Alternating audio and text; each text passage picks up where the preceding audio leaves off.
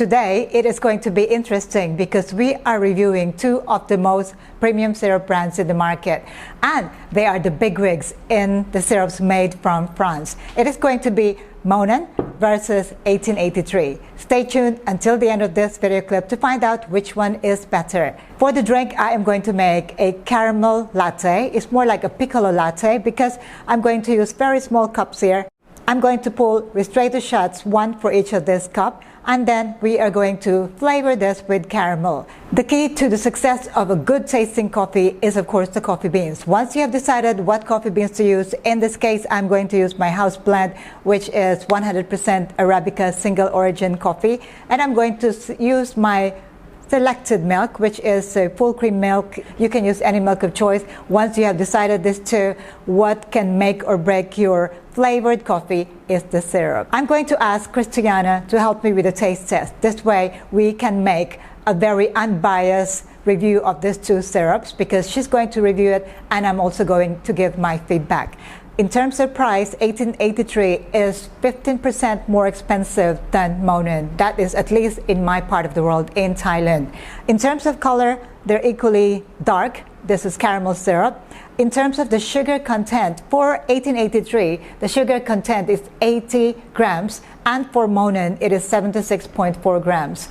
In terms of smell, I did smell them earlier. The smell of 1883 seems to be better than the smell of Monin. It just has a different kind of smell, not exactly what is quite familiar to many of us that are used to Monin, Tarani, and also Da Vinci. It's now down to the taste. To prepare for the taste testing, let's start by pulling our espresso shots. So I'm using here 18 grams of coffee beans. And I'm going to pull 4 shots of ristretto, and I'm going to give 2 to Christiana and 2 for myself. So there you go, my first 2 shots and the other 2 shots. For the syrup, I'm going to use 5 ml or 1 teaspoon of the 1883 syrup. I have to use a teaspoon because the pump is not equal to 5 ml. Now for the Monin syrup, it is 5 ml or 1 teaspoon per pump, so I'm using the pump here. Give this a little bit of a stir to combine the coffee with the syrup. And for this too, I'm going to just simply pour the milk into the cup, make it simple.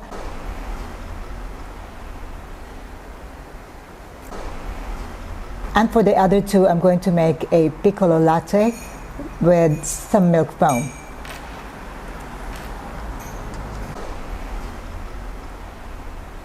Welcome back, Christiana. She's going to help me with the taste test. All the milk and everything is the same, right? Yeah, same coffee, same milk, different syrup.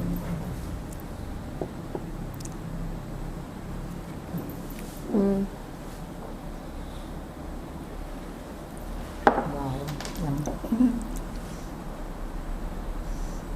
Wow. Wow.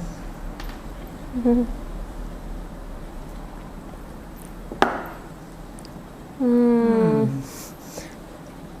I have a clear favorite. I would say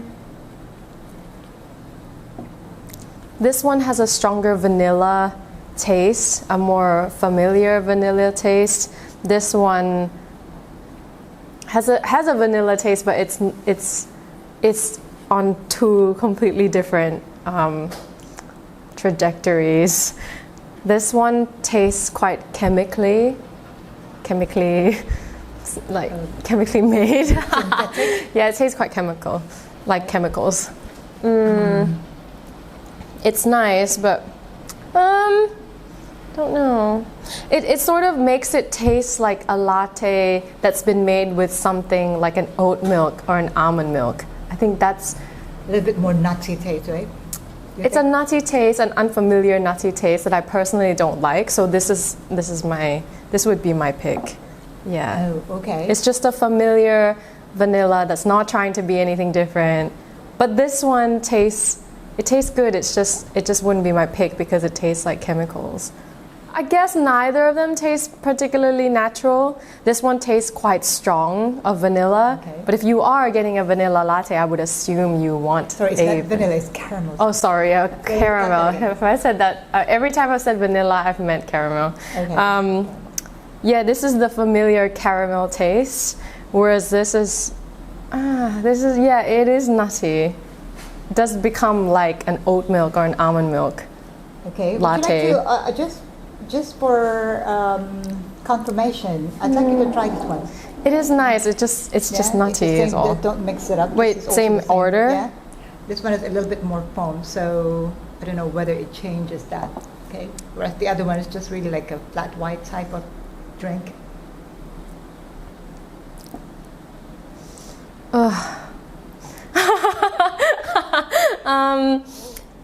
It's the same. It doesn't make a difference. Okay. It's just a bit more airy in the first second or so. Right. Yeah. Okay. Well, This tastes, if I had to say which one was more expensive though, I would say this one is more expensive. Is it reveal time? it is the reveal time, and Yes. actually, it is exactly how they are organized here. So the one okay. on the right is 1883, and the one on the left is Monin. And which one's more expensive? The 1883. Is Yeah, more I expensive, can see it. Yeah. But I don't know how much of it is just a lot of this is familiar and a lot of shops use it and they choose it because it's cheaper. But generally, aside from the price, I would still rather go for this one. If I ordered a caramel latte and I got this, it would be a bit like, it's too unfamiliar. When she says cheaper, it doesn't mean cheaper. It's actually, these are the most expensive brands out there. And you know, if you talk about Da Vinci and also Terrani, this is more expensive than that. So, like I said, these are two of the big premium rigs, you know, the ones? premium ones, and both of them are made in France. Are they both around the same price or no? No, this one is 15% more expensive than this. That's quite a lot.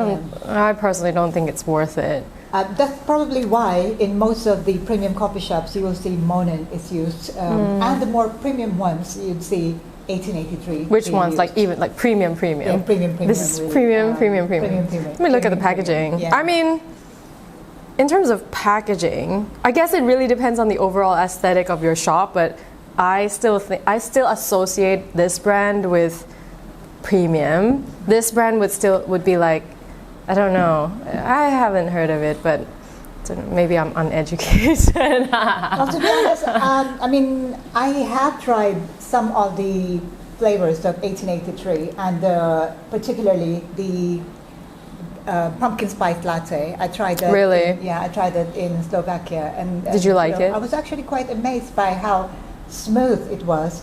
But is that to do with the coffee or the syrup? No, it's just the syrup. Because Really? the coffee, I mean, here you could taste the coffee is the same, absolutely, exactly the same. You pulled the same shot from the same shot, right?